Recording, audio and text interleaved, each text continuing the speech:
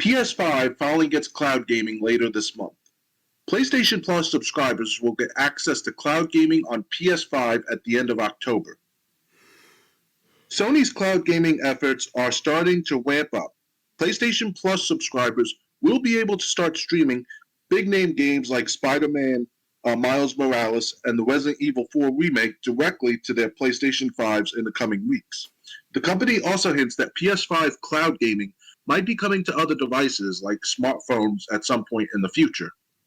Starting this month, we will begin launching cloud streaming across the supported PS5 digital titles within the PlayStation Plus game catalog and game trials, as well as supported titles in the PS5 game library that PlayStation Plus Premium members own, the company wrote over on a PlayStation blog today. This new feature goes live in North America around October 30th and will be exclusive to the premium tier of PlayStation Plus, which is now $18 a month or $160 a year. Sony raised the price last month. Through Remote Play, which allows PS5 owners to stream games from their console to smartphones and PCs, has been around for a while.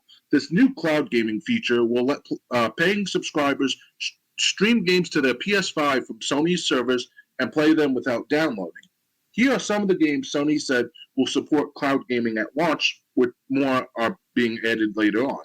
So at launch, you'll be able to stream Marvel Spider-Man Miles Morales, Horizon Forbidden West, Ghosts of Tsushima, Mortal Kombat 11, Saints Row 4, Resident Evil 4, Dead Island 2, Genshin Impact, Fall Guys, and Fortnite. Gotta get Fortnite in there. We love Fortnite. Game trials will also be available to stream, including Hogwarts Legacy, The Witcher 3, Wild Hunt, and the Callisto Protocol. Streamed games will support resolutions ranging from 720p up to 4K, as well as 60 FPS and HDR output where applicable. Players can also take screenshots and record video clips up to 3 minutes long.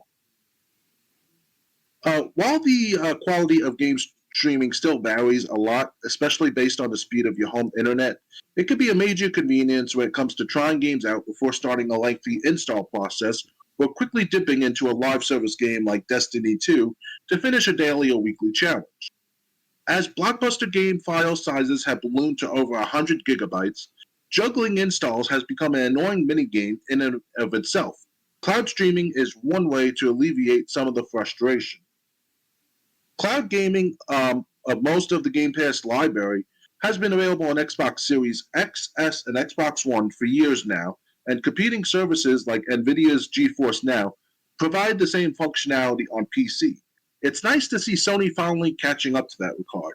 As the Verge reported earlier this year, the company's job listings point to a major new push to invest in and grow its cloud gaming capabilities.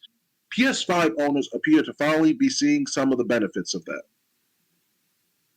So, what do you think of PS5 finally getting on the cloud gaming bandwagon?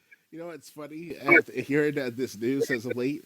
There's been a rumor. Now I don't know if it's called a rumor. It's more of a statement going around saying that the reason why PS5 is so late in the game of cloud gaming because they never had their own service themselves. So the rumor has it, or at least it sounds like a statement now. It's more of a report going on that PS5 hired or PlayStation hired Microsoft for the cloud gaming service for their platform.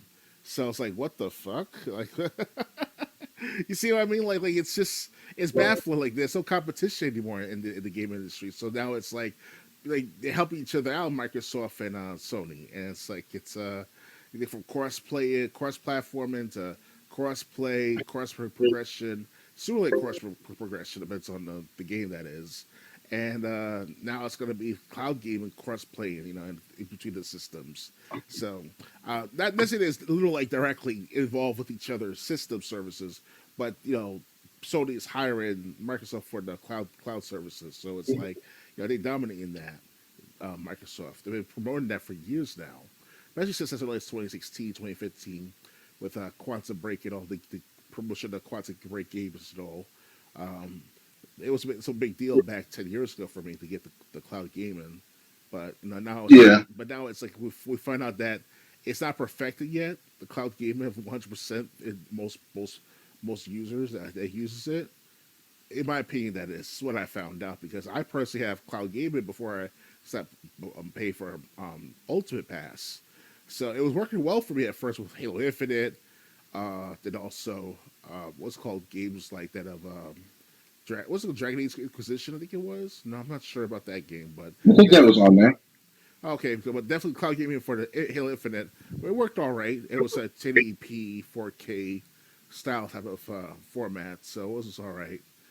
But yeah, man, it's like they're a little late to the game, PlayStation, Sony, and hopefully, yeah, it's like you're 5 years too late, but it's better late than never, you know.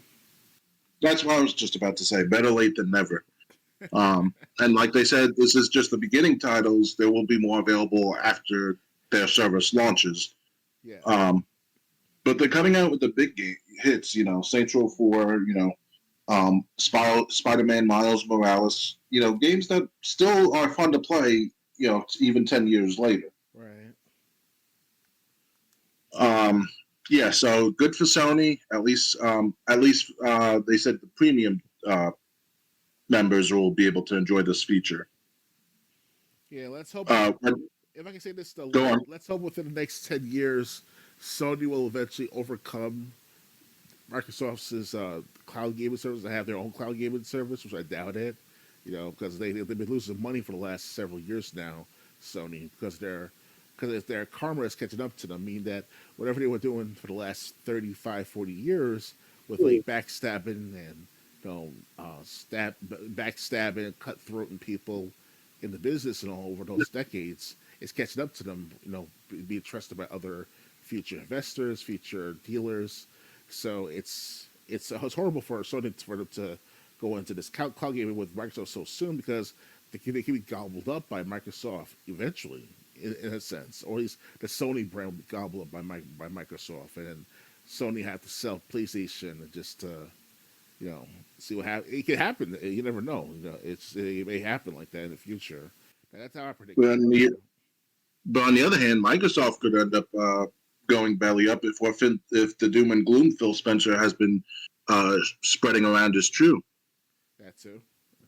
Because either way, at this And keep rate, in mind, the original PlayStation, was originally supposed to be a CD add-on for the Super Nintendo when Nintendo was competing with Sega. right? So, Oh yeah, I'm like I said, better late than never. More services offering this is better for the consumer. Um, especially if you can afford more than one console. yeah, true. Um, I'm gonna have something to say about that later on also. But like I said, better late than never. I hope Sony is this benefits Sony just as much as it benefits Microsoft.